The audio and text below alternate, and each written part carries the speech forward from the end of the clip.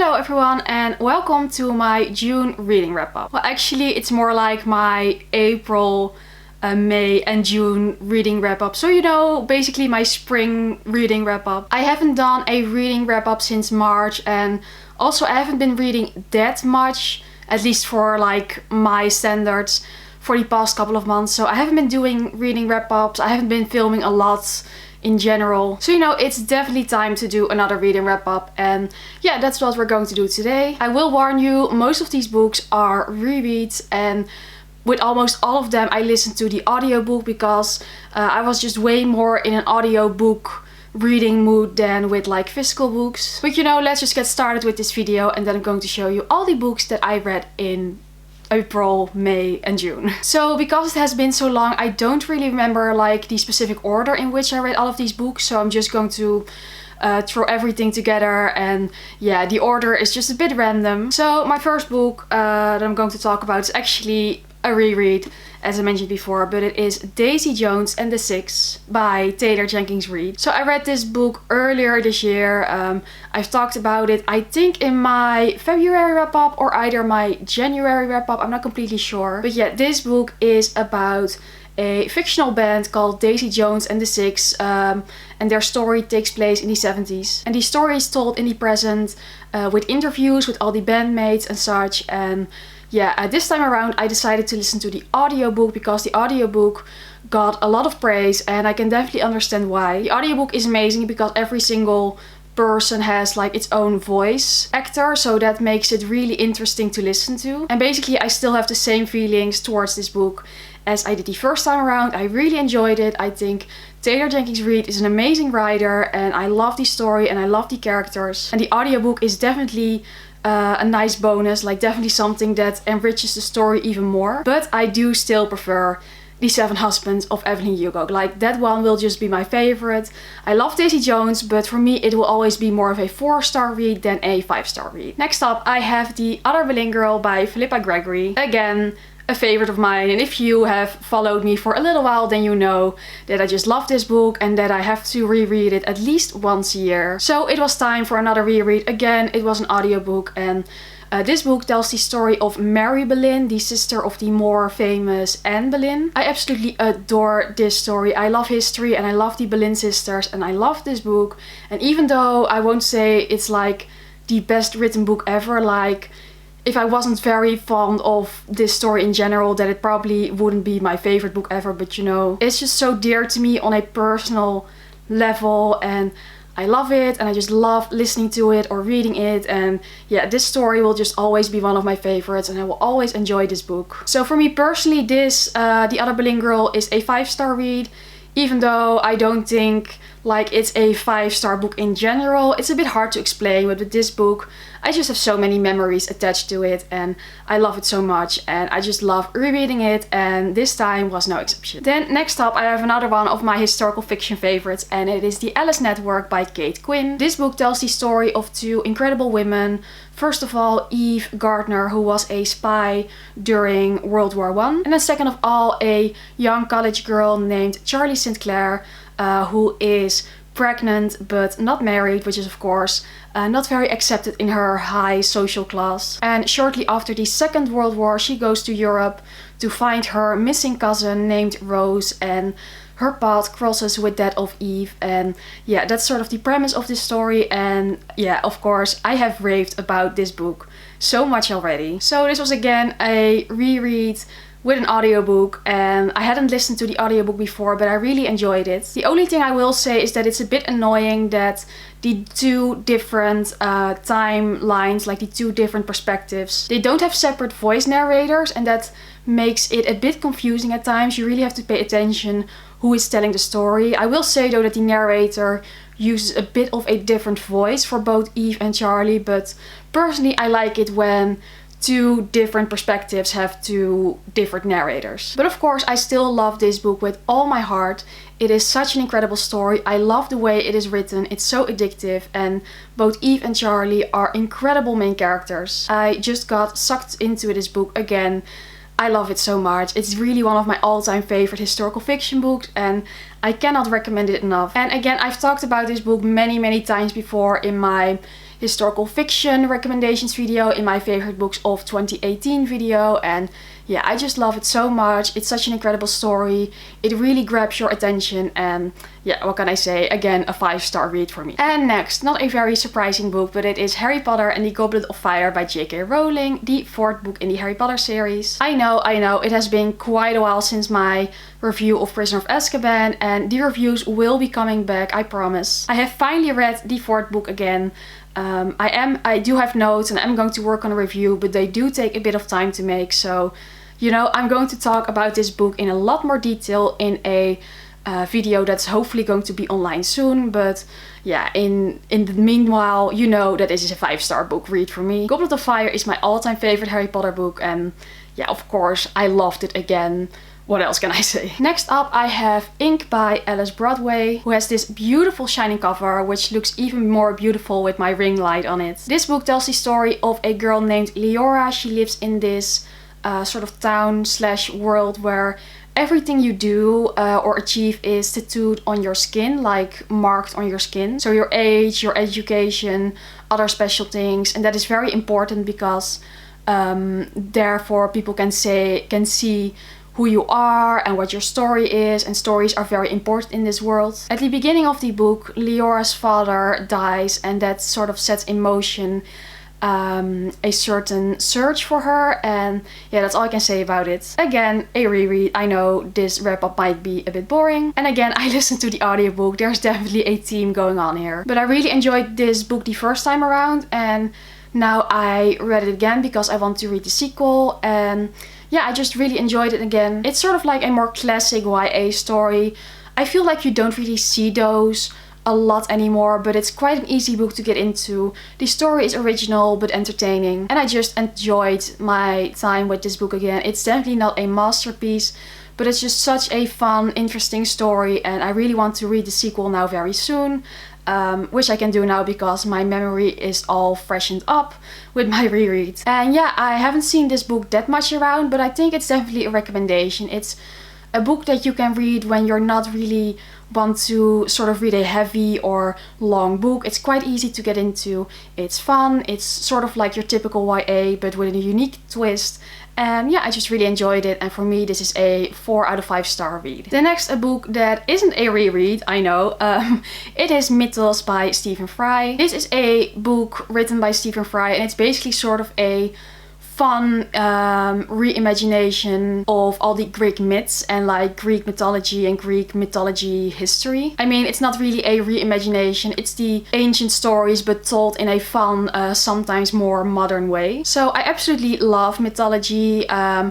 I have a bit of a background with like Greek and Latin stuff. I did Greek and Latin in high school, and I also got mythology there, so with quite a few of the stories I was familiar. But this book also told me some stories that I didn't know yet, so that was very fun. And I just love Stephen Fry's writing style, you know, it's fun, entertaining, it's just sort of casually telling you about the Greek stories, and just Greek mythology is so interesting, and I love all of the things about it, you know, with all the gods and the punishments, and it's just, I love it. I love to read it. I also listen to a bit of the audiobook because Stephen Fry narrates it himself, and he has a wonderful narration voice. And I was very happy to have learned something new from this book, and to just sort of spend a bit of time with Greek mythology. And yeah, I can see why this book is a bestseller, because it's definitely a recommendation for me. I don't read a lot of books like this, but I'm happy that I did with this one, and I gave Mythos 4 out of 5 stars. Then for my next book, I do have another reread, and it was Slate by Neil Shusterman. I don't have my physical copy right now because my sister has borrowed it from me, and she has it with her on her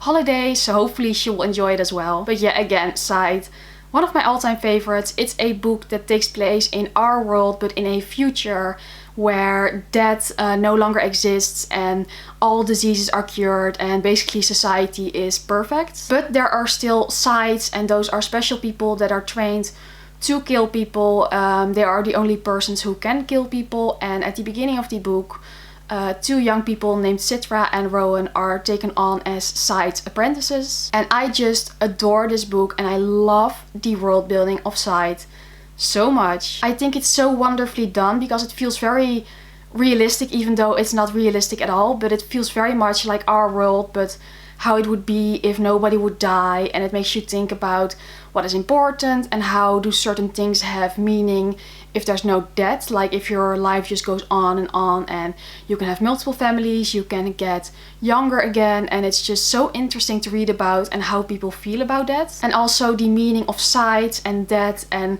how different sides do it in different ways. And I just love this book so much again. And yeah, I know I sound like a sort of repeating record with all of these books, but I wasn't in the best reading mood, and when I feel like that, I just go back to rereading my favorites, and Side is definitely one of my favorites. I think I should reread Thunderhead, the second book in this series, as well. I believe the third and final book in this trilogy comes out later this year. I'm not completely sure, but when that third book comes out, I have to get it immediately because this series is amazing and I love it, and it's sort of like, I don't know, it's so good, and I can definitely recommend it so much, but I believe almost everyone has already read it by this point. Just a really good book, and I love reading it. 5 out of 5 stars again. Then next up, I read Slated by Terry. I know that's really her name, Terry, but okay. Slated is about, again, our world, but in this society, if you're younger than 16 and you have committed a crime, your memory will be completely slated, you will be completely blank, and you can get a new chance and a new life. This book follows Kyla, who has been slated. She doesn't know anything about her past, she gets into a new family, but of course she starts to discover things and she wants to know more about her past and what she did and what was her crime. And this book is just a fun, easy, not too difficult story. It's very typical YA, like sort of the concept, you know, a dystopian concept of a sort of punishment. I love the idea that you, without your memory, you're a completely different person. Like you can get a completely new personality. It's really not high literature whatsoever. It's also not a very long book, but it's just so easy to get into. Again, a book that I think is very good to read when you're in a bit of a reading slump. It's also the first book in a series, and I really want to read the second book now. Yeah, it's a fun story, it's an interesting story, and I don't really have any deep thoughts about it apart from that I just really enjoyed it, and it's a good book to read when you're not really feeling like reading all that much, if that makes sense. And I gave Slated 3 out of 5 stars. You know, it's a fine book, it's okay. It's not my new favorite, but I had a good time reading it. Then for my next book I have a thriller, and it is Blindsided by Karen Slaughter. So Karen Slaughter is of course one of the, you know, best known thriller authors at the moment. She has a lot of books, and this is her very first book, published in I believe 2001, so it's quite a bit older than I thought it would be. And this book is the first book in a sort of series that follows Detective Jeffrey Tolliver and Dr. Sarah Linton and, you know, the murders in their town. And in this book a young woman is murdered, a young professor is murdered in a toilet, and yeah, it's, you know, it's your typical thriller, you know, a crime book. Technically this book would be a reread for me because I read this book in Dutch like a very long time ago when I was 15 years old. My mother absolutely loves Karen Slaughter. She has all her books in Dutch and she reads every new release of her, and she loved this series, so I read it as well. But back in the day when I was 15, I found it a bit too brutal, because let me tell you, the crimes in this book are quite brutal. They're also quite graphic, and of course I can handle a bit of thriller, but back in the day I found it just too brutal and it made me a bit nauseous, because it's really, you know, it's not just a murder, it's like a bloody murder. But now it had been so long and I craved some like blood, you know, I craved a thriller. I love thrillers during the summer, I've said that many times before. So I ordered this book in English, I read it again.